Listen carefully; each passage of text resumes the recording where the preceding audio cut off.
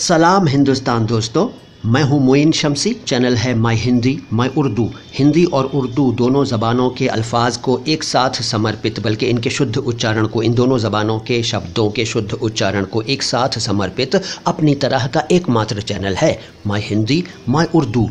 आज जानिए दज्जाल लफ्ज़ के बारे में। दज्जाल अरबी का लफ्ज़ है।